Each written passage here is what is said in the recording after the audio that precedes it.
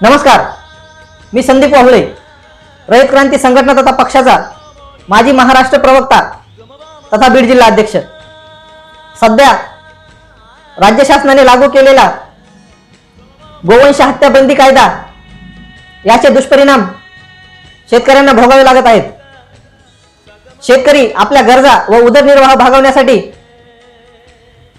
पशुधन व दुग्ध व्यवसाय अशा प्रकारच्या व्यवसायावर अवलंबून आहे। आसमानी संकट असेल, सुलतानी संकट असेल, अशा संकटांना शेतकरी पशुधनाच्या माध्यमातून मात देतो। जेव्हा एखादे जनावर दूध देणं बंद करते आणि भाकड होते, अशा वेळी शेतकऱ्याला मोजक्या उत्पन्नाच्या आधारावर किंवा छोट्या शेतीच्या आकारावर अशा जनावरांना सांभाळणे सोपे जात नाही। अशा वेळी शेतकरी आपले जनावर बाजारामध्ये विकतो किंवा संसारातील अडीअडचणी सोडवण्यासाठी शेतकरी पशुधनाची घेवाणदेवाण करतो।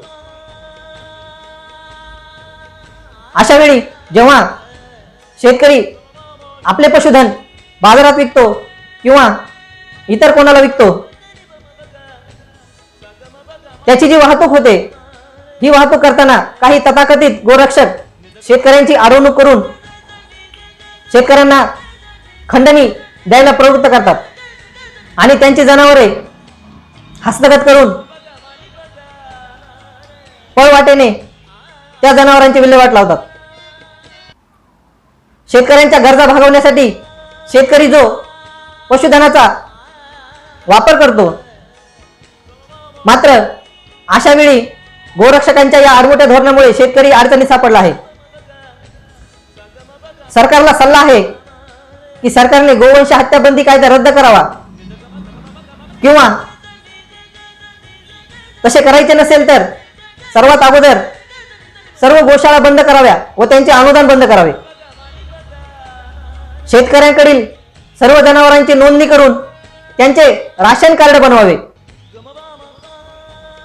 ज्याप्रमाणे बिलो पॉवर्टी लाईन अशा लोकांना राशन कार्डच्या माध्यमातून धान्य पुरवले जाते, त्याचप्रमाणे प्रत्येक राशन कार्ड पशुला पशुखाद्य उपलब्ध करून द्यावे। यामुळे जो शेतकरी जनावरांना पोटच्या पोरासारखा सांभाळतो, अशा जनावरांना भाकर झाल्यानंतर तो खाटक्याकडे पाठवणार नाही, कारण शेतकऱ्यांना भाकर जनावरांना सांभाळण्याचा जो खर्च आहे तो परवडत नाही आणि आपल्या राशन कार्डावर मिळणाऱ्या पशुखाद्याच्या जोरावर शेतकरी आपल्या जनावरांना आपल्या दावणीला बांधून मरेपर्यंत सांभाळू शकतो। जनावरांना रेशन कार्डावर पशुखाद्य मिळत असल्यावर शेतकऱ्यांचा पशु सांभाळण्यासाठी जो खर्च होईल त्यातून तो मुक्त होईल। एका सर्वेनुसार हा कायदा अस्तित्वात आल्यापासून असे आढळून आले आहे की पशुधन घटले आहे। पशुखाद्य उपलब्धतेमुळे अनेक लोक दुग्ध व्यवसायाकडे वळतील, ज्याचा परिणाम मार्केटमध्ये भेसळ दूध उपलब्ध न होता त्याऐवजी शुद्ध दूध उपलब्ध होईल। तसेच दुधाच्या किमती स्थिर होतील आणि आम्हालाही दूध दरवाढीसाठी आंदोलन करावं लागणार नाही। पशुधनामध्ये वाढ होईल, अधिकाधिक लोक पशुधन सांभाळण्यासाठी पुढाकार घेतील। या पशुधन वाढीचा परिणाम आपल्याला शेतकऱ्यांना शेण, गोमूत्र वाढीमध्ये होईल, ज्याचा वापर आपण खतामध्ये करू शकतो आणि जे खत आपण शेतीमध्ये वापरून शेतीची उत्पादकता वाढवू शकतो। एवढंच नाही तर याच्या माध्यमातून आपण बायोगॅस प्लांट तयार करून उज्ज्वला योजनेवर जो सरकारचा ताण आहे तोही कमी होऊन जाईल।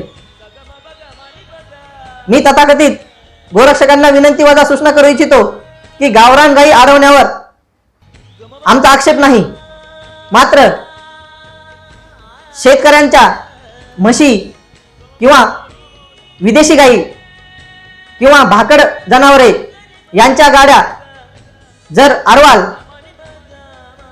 आणि त्यांच्याकडून खंडणी वसूल कराल तर आपली गाठ रयत क्रांती संघटनेशी आहे. धन्यवाद.